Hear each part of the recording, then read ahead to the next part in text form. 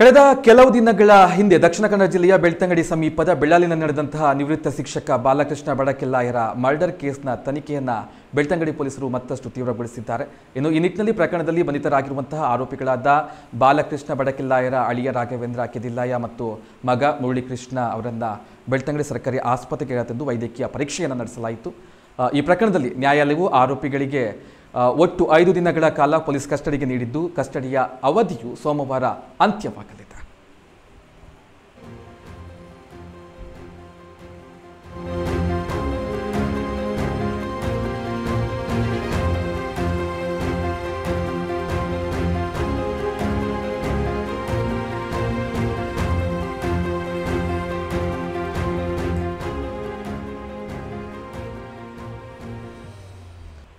S, ಈ ಒಂದು ವಿಚಾರಕ್ಕೆ ಸಂಬಂಧಪಟ್ಟ ಹಾಗೆ ಜೊತೆಗೆ ಏನು ಅಂತ ಹೇಳಿದ್ರೆ ಬೆಳ್ಳಾಲು ಕೊಲೆಯ ಆರೋಪಿಗಳಿಗೆ ಯಾವ ರೀತಿ ಶಿಕ್ಷೆ ಆಗ್ಬೋದು ಅಂತ ಹೇಳ್ಕೊಂಡು ಹಿರಿಯ ಕ್ರೈಮ್ ವರದಿಗಾರ ಮೋಹನ್ ಬೋಳಂಗಡಿ ಅವರು ವಿಶ್ಲೇಷಣೆ ಮಾಡಿದ್ದಾರೆ. ಆ ವಿಡಿಯೋದಲ್ಲಿ ಅವರು ಏನು ಹೇಳಿದ್ದಾರೆ ಅನ್ನೋದನ್ನ ನೋಡ್ಕೊಂಡು ಬರೋಣ. ಉಜಿರೆ ಸಮೀಪದ ಬೆಳ್ಳಾಲುವಿನ ನಿವೃತ್ತ ಶಿಕ್ಷಕ ಬಾಲಕೃಷ್ಣ ಬಡಕೆಲ್ಲಾಯ ಅವರ ಕೊಲೆ ಪ್ರಕರಣಕ್ಕೆ ಸಂಬಂಧಿಸಿದಂತೆ ಬಂಧಿತರಾದಂಥ ಆರೋಪಿಗಳು ನ್ಯಾಯಾಲಯಕ್ಕೆ ಹಾಜರುಪಡಿಸಿ ಪೊಲೀಸರು ನ್ಯಾಯಾಂಗ ಬಂಧನಕ್ಕೆ ವಿಧಿಸಿದರು. ಬಡಕೆಲ್ಲಾಯ ಅವರ ಅಳಿ ರಾಘವೇಂದ್ರ ಕೆದಿಲಾಯ ಮತ್ತು ಅವರ ಮಗ ಮುರಳೀಕೃಷ್ಣ ಈ ಪ್ರಕರಣದ ಆರೋಪಿಗಳು. ಪೊಲೀಸರು ಆರೋಪಿಗಳನ್ನು ಕಸ್ಟಡಿಗೆ ಪಡೆದುಕೊಂಡು ಎಲ್ಲ ರೀತಿಯ ಸಾಕ್ಷ್ಯಾಧಾರಗಳನ್ನು ಸಂಗ್ರಹಿಸಿ ಹಾಜರು ಪ್ರಕ್ರಿಯೆಗಳನ್ನು ಪೂರೈಸಿ ಆರೋಪಿಗಳನ್ನು ನ್ಯಾಯಾಂಗ ಬಂಧನಕ್ಕೆ ಕಳುಹಿಸಿದ್ದಾರೆ. ಇದೀಗ ಕುತೂಹಲ ಇರುವುದೇನೆಂದರೆ ಈ ಪ್ರಕರಣದ ಮುಂದಿನ ಹಂತ ಯಾವ ಮಟ್ಟಕ್ಕೆ ಅಂತ ಹೇಳಿ. ಈ ಪ್ರಕರಣವು ಸದ್ಯಕ್ಕೆ ಬೆಳ್ತಂಗಡಿ ನ್ಯಾಯಾಲಯದ ವ್ಯಾಪ್ತಿಯಲ್ಲಿದೆ. ಪೊಲೀಸರು 90 ದಿನಗಳ ಒಳಗೆ ಆರೋಪಿಗಳ ವಿರುದ್ಧ ಆರೋಪ ಪಟ್ಟಿಯನ್ನು ಬೆಳ್ತಂಗಡಿ ನ್ಯಾಯಾಲಯಕ್ಕೆ ಸಲ್ಲಿಸಬೇಕು.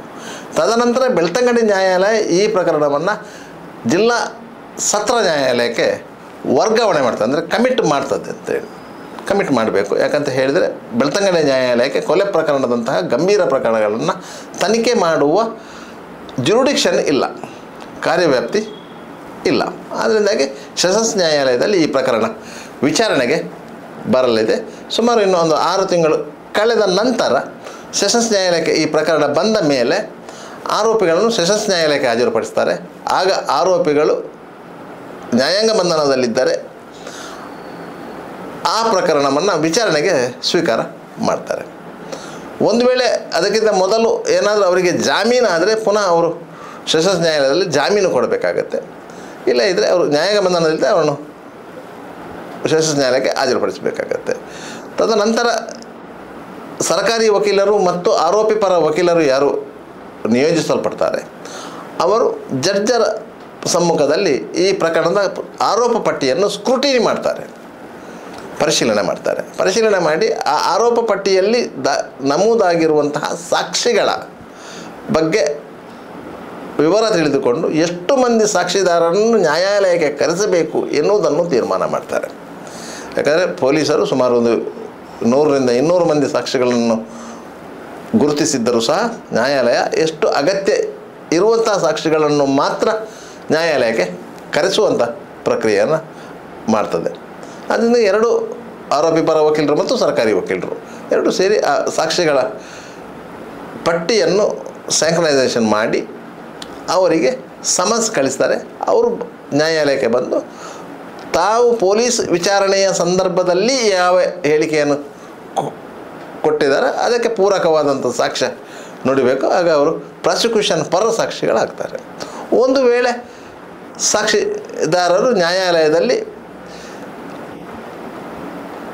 ತಾವು ನೀಡಿದ ಹೇಳಿಕೆಯನ್ನು ಅಲ್ಲಗೆಳೆದಂಥ ಸಂದರ್ಭದಲ್ಲಿ ಅವರನ್ನು ಪ್ರತಿಕೂಲ ಸಾಕ್ಷಿಯನ್ನಾಗಿ ಪರಿಗಣಿಸಲಾಗುತ್ತೆ. ಈ ರೀತಿಯಾಗಿ ನ್ಯಾಯಾಲಯದಲ್ಲಿ ವಾದ ಪ್ರತಿವಾದ ನಡೀತದೆ. ತದನಂತರ ಆರ್ಗ್ಯುಮೆಂಟ್ ನಡೀತದೆ, ಅದರ ನಂತರ ಜಡ್ಜ್ಮೆಂಟ್ ನಡೀತದೆ. ಇದು ಸಾಮಾನ್ಯವಾಗಿ ಈ ಪ್ರಕ್ರಿಯೆಗಳು ಆರೋಪಿ ನ್ಯಾಯಾಂಗ ಬಂಧನದಲ್ಲಿದ್ದರೆ 6ರಿಂದ 8 ತಿಂಗಳ ಒಳಗೆ ನಡೀತದೆ. ಒಂದು ವೇಳೆ ಆರೋಪಿಗೆ ಜಾಮೀನು ಸಿಕ್ಕಿದರೆ ಈ ಪ್ರಕ್ರಿಯೆಗಳು ತುಂಬ ದೀರ್ಘಕಾಲ ಎಳೆಯಲ್ಪಡ್ತದೆ. ಅದರಿಂದಾಗಿ ಈ ಪ್ರಕರಣದಲ್ಲಿ ಸಾಕಷ್ಟು ಸಾಕ್ಷ್ಯಾಧಾರಗಳು ಪೊಲೀಸರಿಗೆ ಲಭ್ಯವಿದೆ. ಇದರಲ್ಲಿ ಪ್ರತ್ಯಕ್ಷದರ್ಶಿ ಸಾಕ್ಷಿಗಳಿಲ್ಲ. ಆರೋಪಿಗಳು ಬಾಲಕೃಷ್ಣ ಬಡಕಿಲ್ಲಾರ ಮನೆಗೆ ಬಂದಿದ್ದಾರೆ ಎನ್ನುವುದಕ್ಕೆ CCTV ಫುಟೇಜಿನ ಒಂದು ದಾಖಲೆಯೊಂದನ್ನು ಬಿಟ್ಟರೆ ಬೇರೆ ದಾಖಲೆಗಳು ಇಲ್ಲ. ಆದರೆ ಈಗ ಹೊಸದಾಗಿ ಜಾರಿಗೆ ಬಂದಿರುವಂತಹ ಭಾರತೀಯ ನ್ಯಾಯಶಾಸ್ತ್ರ ಸಂಹಿತೆಯ ಪ್ರಕಾರ ಡಿಜಿಟಲ್ ಎವಿಡೆನ್ಸ್ಗಳಿಗೆ ಅತ್ಯಂತ ಮಹತ್ವ ಇದೆ. ಅದರಿಂದಾಗಿ ಅದೆಲ್ಲ ಅಂಶಗಳು ಚಾರ್ಜ್ ಶೀಟಲ್ಲಿ ನಮೂದಾಗಿರ್ತದೆ. ಆ ರೀತಿಯಾಗಿ ಆ ಪ್ರಕರಣದ ವಿಚಾರಣೆ ನಡೀತದೆ. ಸುಮಾರು 1 ವರ್ಷದ ಒಳಗೆ ಈ ಪ್ರಕರಣದ ಅಂತಿಮ ತೀರ್ಪು ಬರುವ ಸಾಧ್ಯತೆಗಳು ಇವೆ. ಸತ್ಯ, ಸ್ಪಷ್ಟ, ನೇರ ಸುದ್ದಿಯೊಂದಿಗೆ U+ TV. ಇದು ಹೊಸತನದ ಸಂಕಲನ.